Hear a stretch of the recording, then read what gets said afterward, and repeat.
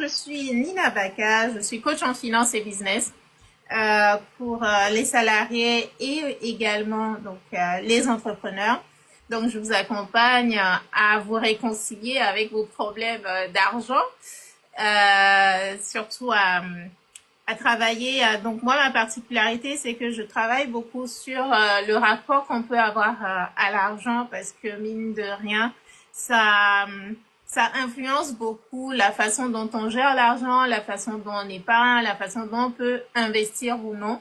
Donc, ce sont les problématiques que je traite et donc, de façon générale, je vais parler de budget, d'épargne, d'investissement, à la fois pour les salariés, les entrepreneurs et en particulier pour les entrepreneurs, c'est comment faire en sorte d'être aligné avec les tarifs qu'on définit euh, et ne pas avoir peur de mettre des tarifs qu'il faut et qui permettent de vivre de l'activité. Voilà.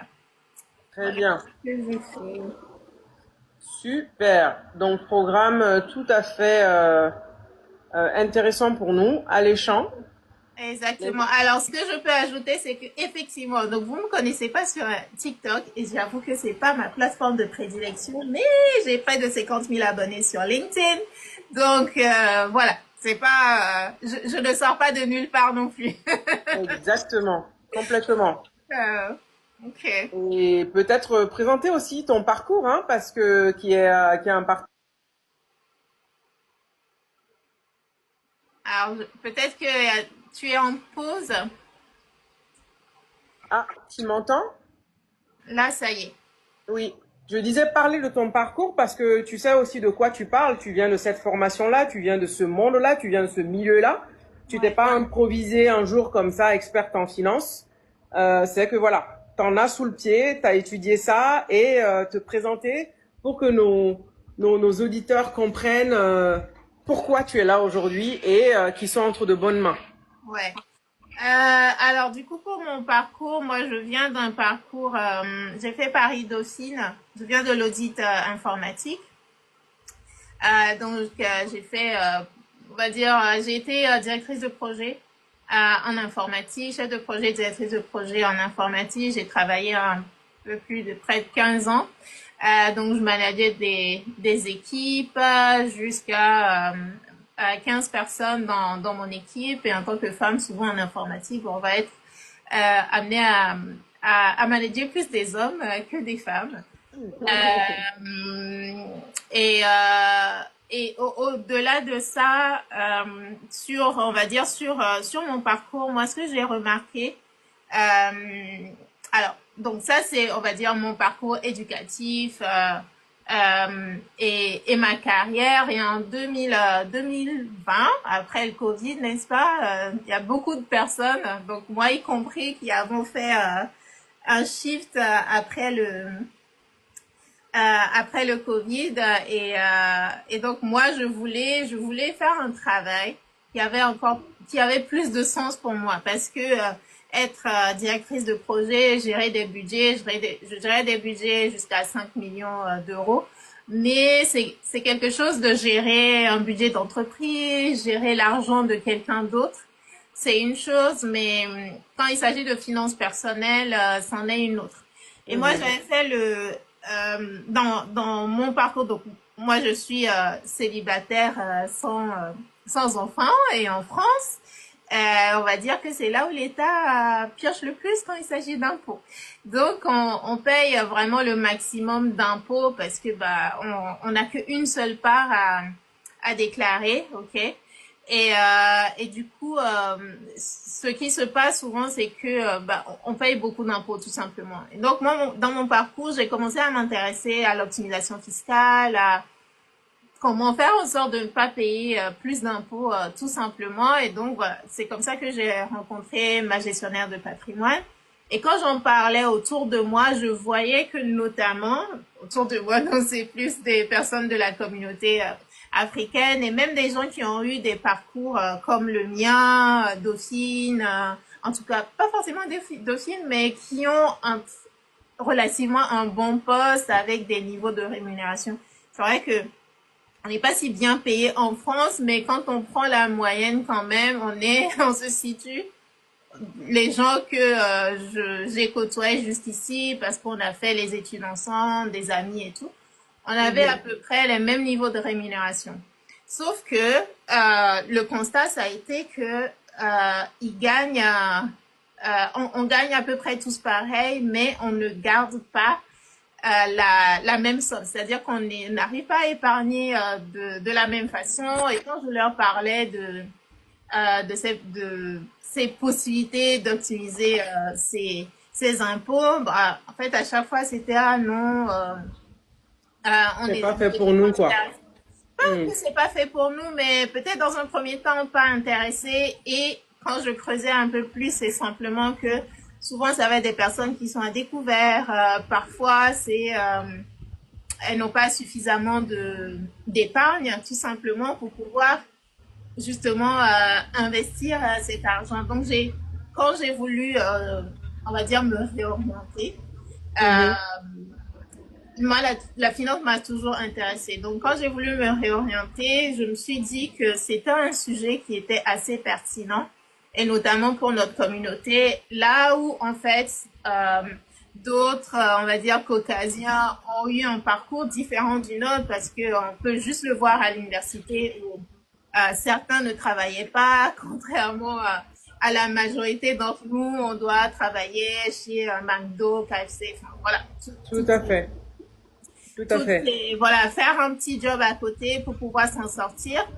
Bah, tout ça, ça se construit enfin, dès le départ, quoi. C'est-à-dire que leurs parents ne se sont pas levés du jour au lendemain et ils avaient de l'argent sur leur compte. Ça s'est construit au fur et à mesure. Mais nous, on vient souvent on est cette génération-là qui commençons à avoir à, à donner naissance, en tout cas, à nos enfants ici. Mais par Mhm. contre, nos parents sont des immigrés et ils ont fait avec leurs moyens du bord.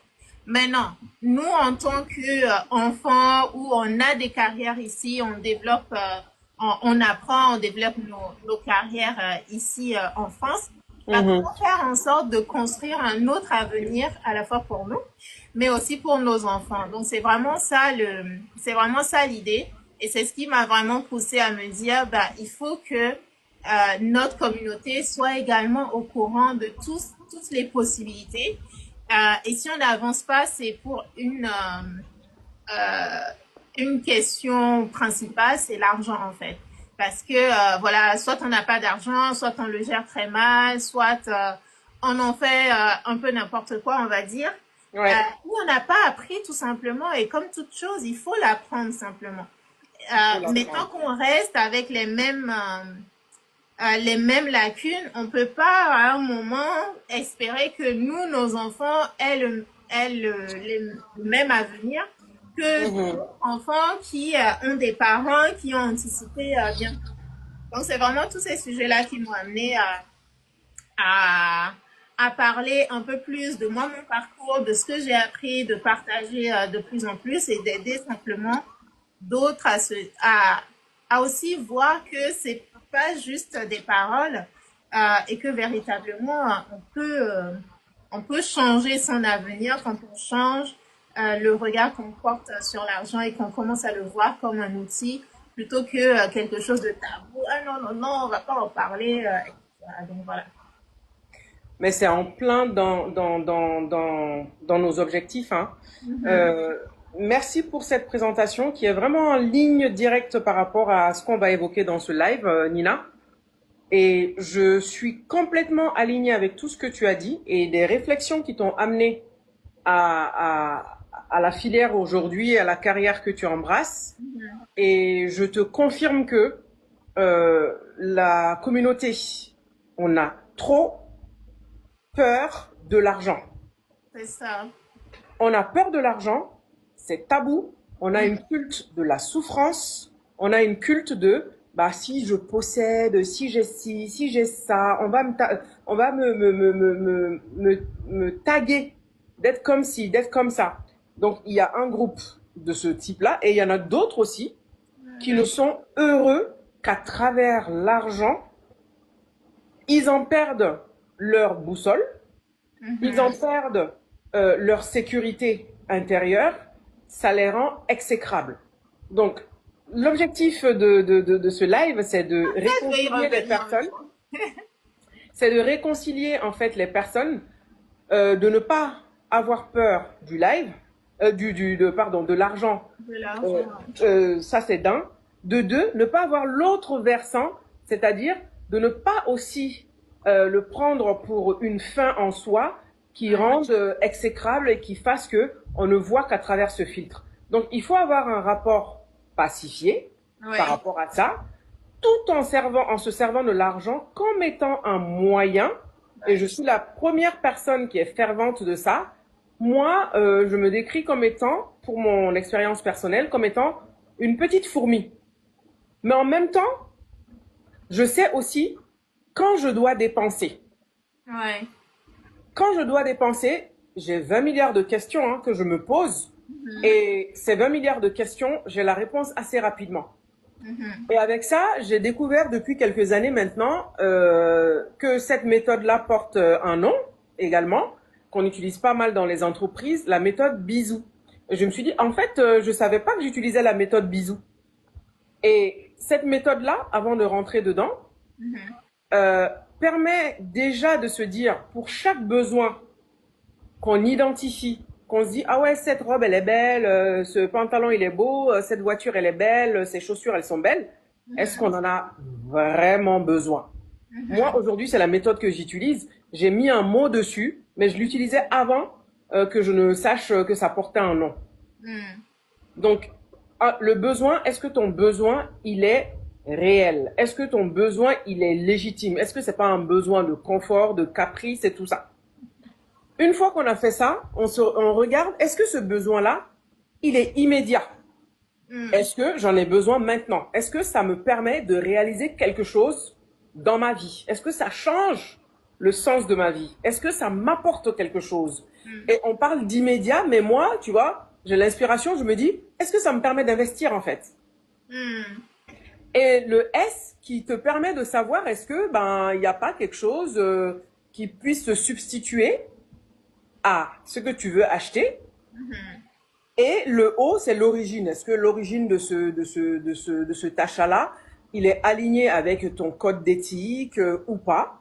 Est-ce que ce que tu achètes, c'est des enfants qui le produisent? Est-ce que ce que tu achètes, c'est des choses qui sont produites du fin fond de l'Afrique où les personnes ne sont même pas bien payées? Et le U, c'est est-ce que le besoin, il est utile? Est-ce que ton achat, il est utile? Une fois que tu as répondu à ces différentes questions, tu te dis, ce besoin-là, en fait, soit je mets une croix définitivement dessus, ou bien je reporte l'achat et ça me permet derrière de garder cet argent pour faire autre chose avec qui puisse me permettre de m'élever et d'investir dans les choses qui me permettent d'avoir de la valeur ajoutée. Moi, personnellement, c'est ce que j'applique. Ça me va bien. Et j'ai un rapport que je dirais plutôt pacifié par rapport à l'argent. Mais en même temps, je me dis aussi, ma vraie crainte, c'est si j'en ai pas, ma vraie crainte, c'est de ne pas pouvoir gérer mes besoins urgents, c'est-à-dire mes besoins primaires. Me soigner, manger, envoyer mes enfants à l'école. Donc la partie éducation. Je suis vraiment sur la base de la pyramide de Maslow, pour ma part. Et ce que tu dis là, je ne suis pas sûre que beaucoup de gens dans notre communauté soient sensibilisés à l'argent et aient un discours, une approche, un budget, une planification, voient plus loin en fait. Alors que sans ça, en fait, tu peux rien faire. Envoyer tes enfants demain dans des bonnes écoles, toi-même faire des achats, te réaliser, et même derrière, une fois que tu as eu tout ça, pouvoir faire ce que tu veux, des voyages, te faire plaisir, ce que tu veux. Mais il faut d'abord savoir gagner de l'argent, avoir un rapport pacifié, pouvoir le garder, le fructifier pour ne pas le mettre dans tout et n'importe quoi. Et puis derrière, pouvoir capitaliser pour te faire plaisir plus tard. Donc, je souscris et je plus sois, comme on dirait, avec tout ce que tu as dit, Nina. Et maintenant, si tu peux nous donner des tips pour que les personnes qui nous écoutent qui aujourd'hui ont besoin d'être éveillés par rapport à la gestion des finances. Comment opérer, comment faire aujourd'hui pour avoir ce rapport pacifié, comment faire pour gérer ses finances. Si tu as des tips, on est tous preneurs, soit pour encore plus développer notre expertise, être plus en alerte, ou bien démarrer. Il n'est jamais trop tard pour démarrer. Effectivement, il n'est jamais trop tard pour démarrer. Alors, en fait, il y a beaucoup de gens, en général, qui viennent me voir et disent, bon, Nina, moi, souvent, quand les gens viennent me voir, c'est Nina, j'aimerais épargner. D'accord. Je vais être honnête avec vous, la plupart du temps, ce que moi, je remarque, c'est que les gens ne gagnent pas assez, en fait. Ça, c'est le point de départ. Les gens ne gagnent pas assez parce qu'on est dans une culture où, en fait, dès qu'on parle de mieux gérer son argent, on pense tout de suite à, oh, il faut que j'économise, il faut que je réduise mes dépenses, en fait, il faut tout couper. Mais c'est pas vraiment ça. Si vous réfléchissez bien, c'est que vous travaillez pour quelque chose, vous avez des objectifs dans la vie, mais souvent, les gens vont réfléchir à juste ce dont j'ai besoin, le tout de, si j'ai ça, c'est largement suffisant. Non, ce n'est pas largement suffisant et même ce n'est pas assez quand on regarde très bien. Donc, moi, ce que je recommande aux gens, c'est de faire une projection simplement de se dire, OK, où est-ce que je me vois dans un an? Quelle est ma vie dans un an? Quelle est ma vie dans 3 ans? Vous savez, ces questions-là qu'on vous pose en entretien, elles sont pas anodines. Il faut se les poser à soi-même aussi. Où est-ce que je me vois? Si aujourd'hui j'ai 25 ans, comment je vois ma vie? Comment je vois ma carrière? Et quand je suis en train de réfléchir à ma carrière, quels sont les autres, dans quelle direction je devrais aller pour justement gagner un tel niveau de salaire? Parfois, les gens se laissent porter par la vie. Et après, on est surpris de cette filière-là ne marche pas, je n'arrive pas à bien gagner. Alors que tout part de même le premier stage que vos enfants ils font, le stage de troisième, c'est super important parce que tout ça, ça va définir une trajectoire en fait. Et ça, on n'y pense pas en réalité. Donc, quand on est plus jeune, et je vais venir, on va dire, aux parents après, mais dans un premier temps, quand on est plus jeune, la question c'est, OK, où est-ce que je me vois dans un an? Où est-ce que je me vois dans 1 à 2 ans à peu près? Où est-ce que je me vois dans 5 ans également? Et quand on se pose ces questions-là, c'est vraiment aussi se dire, OK, mais si l'argent n'est pas un souci, qu'est-ce que je ferai en réalité? Et là, vous donnez vie vraiment à vos projets. Vous donnez vie à tout ce que vous rêvez de faire, mais que vous vous bloquez parce que je ne gagne pas assez, parce que mon salaire c'est juste 1500 euros, 1200, etc. Et quand vous faites ça, ensuite, vous pouvez mettre des chiffres derrière.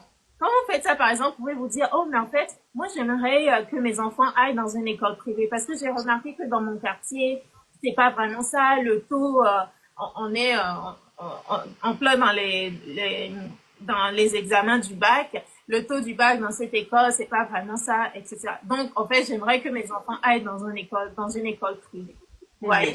Et aussi, quels sont les gens qui vous entourent? Si vous êtes entouré des mêmes personnes, ne soyez pas étonnés que vous ayez, en fait, que vous n'évoluez pas. En fait, votre environnement compte énormément. Peut-être que ça va paraître tellement basique ce que je suis en train de raconter, mais ce n'est pas une réalité. C'est vraiment très important parce que les gens qui vous entourent vont vous influencer d'une certaine façon. Et la question maintenant, c'est OK. Si les gens qui m'entourent m'influencent négativement, est-ce que est-ce que ça ne serait pas bien que je devienne cette personne-là qui influence positivement les autres? Mais si je dois influencer positivement les autres, qu'est-ce que je suis censée faire? Comment je suis censée gérer mon argent? Déjà, gérer mon argent, ça veut dire que je donne vie. Vraiment, moi, ma philosophie par rapport à la gestion des finances, elle est pas du tout de couper dans les dépenses. Oui, bien sûr que quand on commence, on ne va pas gagner des salaires énormes. Donc, il faut faire attention entre ce qui rentre et ce qui sort. Mais souvent, ce que je remarque, c'est que les gens ne se donnent pas juste la possibilité de se dire, en fait, je peux faire plus, je peux gagner plus, je peux accéder à cette vie-là. Pourquoi, en fait, on est tous pareils, mais pourquoi d'autres vont en avoir plus et d'autres vont en avoir moins? Il n'y a aucune justice dans ça.